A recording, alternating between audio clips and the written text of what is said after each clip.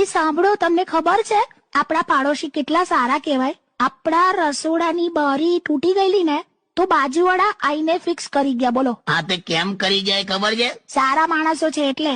ના, તું રસોડામાં કઈક એટલું ડેન્જર ખાવાનું બનાવે છે તે બાજુમાં એની સ્મેલ ના જાય એટલે એ લોકો એમના ખર્ચે બારી નાખી ગયા. સાવ નક્કામાં માણસો કહેવાય. એટલે હમણાં તો કે હારા માણસો કેવા આવું બોલતી હતી ને તું સમજ, એ લોકો ખોટા નથી. હમણાં તે ગુલાબ જળ નાખીને પનીર ટીકા બનાવ્યું હતું. અરે એ તો ગ્રેવી માટે પાણી પતી ગયેલું માટલામાં. તે ગુલાબ જળ વાપરવાનું. શાકમાંથી પરફ્યુમ જેવી સ્મેલ આવે, વઘારની સ્મેલ આવે, પછી પેલા લોકો નાખી જ જાય ને બારી રસોડામાં. એટલે હું એમને નડું છું એમ ને? નડવાનો સવાલ નથી વકા, તું પણ અમુક વસ્તુ તું સમજ. પેલો પિન્ટુડો હવે 8 મહિનાનું છોકરું છે ખાલી. હવે એના મા બાપ કસે જાય એટલે કોક વાર આપડી ત્યાં મૂકી જાય છે, અને હવે 8 મહિનાનું છોકરું છે એટલે એ રડે જ યાર જોર જોરથી. તે મેં ક્યાં ના પાડી, એટલે તો એને શાંત કરવા જોર જોરથી લોરી ગાતી હતી. સોજા રાજકુમાર. એટલે જ બાજુવાળાએ બૂમ પાડી કે બેન આના કરતા પેલાને રડવા દો. મરી ગયા. તમે જોજો ને હું આ લોકોને છોડીશ જ નહીં. જો એને તો આજે જ આમ કહીશ કે હિંમત હોય ને તો એકલામાં આવીને મળ. આ તે ધમકી આપી કે ઓફર આલી?